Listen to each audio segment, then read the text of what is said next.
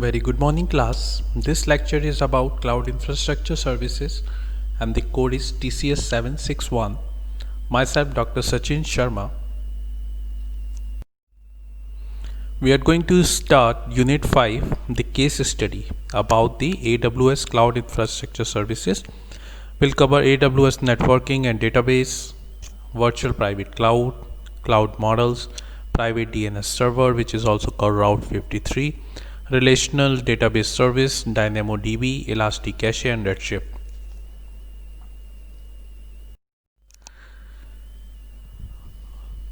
This is the window that you get when you access Amazon Virtual Private Cloud, and this is how it looks. Amazon Virtual Private Cloud, it allows you to provision a logically isolated section of the AWS cloud where you can launch AWS resources in a virtual network that you define, and you have complete control over your virtual networking environment, including selection of your own IP address range, creating subnet, and configuration of the route table and network gateways. You can also use both IPv4 and IPv6 in your VPC for secure and easy access to resources and application. You can also customize the network configuration of Amazon VPC. For example, if you create a public facing subnet for your web server that have access to the internet, you can also place your backed system such as database or application servers in a private facing subnet with no internet access. You can also use multiple layers of security, including security groups and network access control list, to help control access to Amazon EC2 instances in each subnet.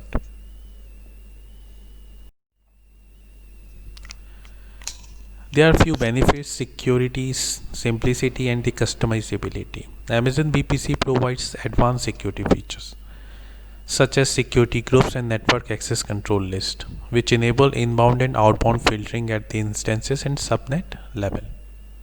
You can also store data in Amazon S3 and restrict access so that it's only accessible from instances inside your VPC. Creating a VPC quickly and easily using AWS Management Console. Select from common network setup, find the best match for as needs, and subnets, IP range, route tables, and security groups are automatically created.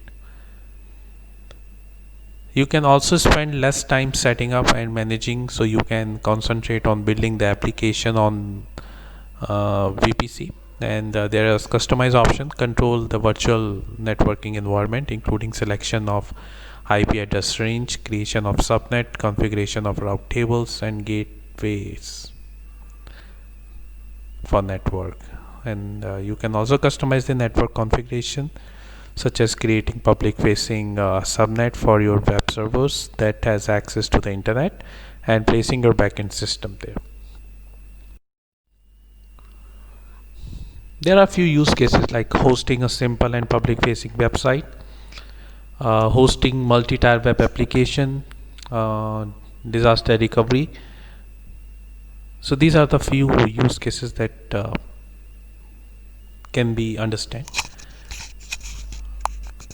Hosting a basic web application such as a blog or simple website in VPC, or gain the additional layers of privacy and security offered by Amazon VPC. You can also help secure the website by creating security group rules, which allow the web server to respond to inbound HTTP and SSL requests from the internet, while simultaneously prohibiting the web server from initiating outbound connection to the internet. Hosting multi-tier web application and strictly enforce access and security restriction between the web server, application server, and databases. Launch web servers in a publicly accessible subnet while running the application server and databases in private subnet, so that application server and databases cannot be directly accessed from the internet. And you control access between the server and subnets using inbound and outbound packet filtering provided by network access control list and security groups. In disaster recovery, by using Amazon VPC for disaster recovery, you can have all the benefits of disaster recovery site at a fraction of cost. You can periodically back up critical data from your data center to a small number of Amazon EC2 instances with Amazon Elastic Block Store EBS volume, or import your virtual machine images to Amazon EC2.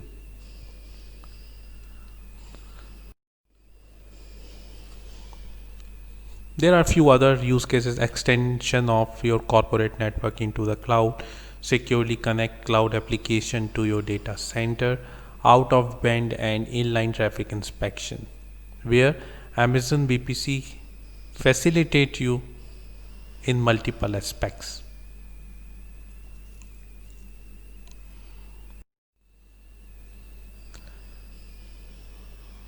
Here we'll talk about how to work with private hosted zones. You can create this zone such as example.com and specify the VPC that you want to associate with the hosted zone. You can create records in hosted zone that determine how Route 53 respond to DNS query for your domain and subdomain within and among your VPC. For example, if you have the database server that run on EC2 instance is one of the VPC that you associated with the private hosted zone, you create a or AAA record such as db.example.com and you specify the IP address of the database server.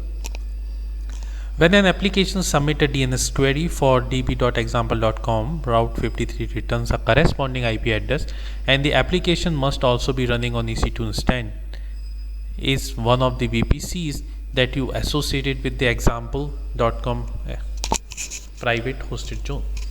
The application uses the IP address that it got from Route 53 to establish a connection with a database server. DNS host names. There are private DNS host names that has IP, private IPv4 address .ec2 internal. Region can be selected. Here it is selected US East 1.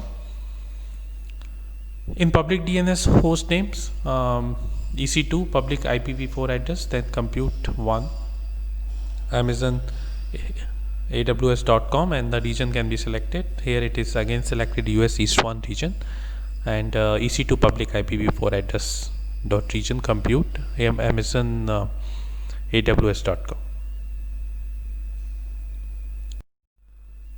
DNS support in VPC. There are a few attributes such as enable DNS host names, which indicates whether instances with public IP address get corresponding public DNS host name, and when this attribute is true, instances in the VPC get public DNS host name, but if not, then it enable DNS support attribute is also set to true. Enable DNS support, it indicates whether the DNS resolution is supported. If the attribute is false, then Amazon Route 53 resolver server that resolve public DNS hostname to IP address is not enabled.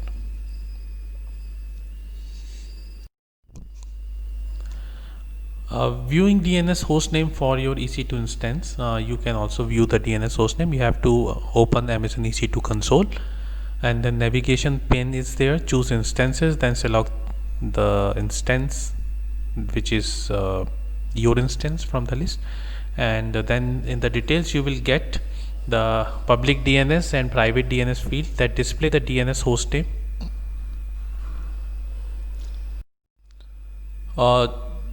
The private hosted zone can be used if user want to access the resources in VPC using custom DNS domain names such as example.com instead of using private IPv4 addresses or AWS provided private DNS host names. You can create a private hosted zone in Route 53, and a private hosted zone is a container that holds information about how you want to route traffic for a domain and subdomain within one or more VPCs without exposing your resources to the internet. You can also create Route 53 resources record sets which determine how Route 53 respond to queries for your domains and subdomain.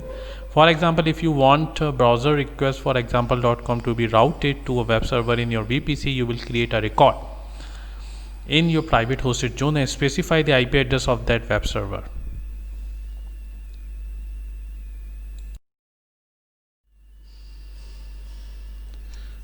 So when we talk about the case study on AWS infrastructure services, In the dashboard, you can visit there, and you can see that how these services are currently used by in which application or in by which organization.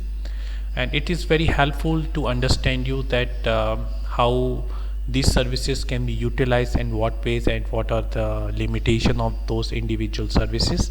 That's it for the day. I hope you have enjoyed the lecture. Thank you.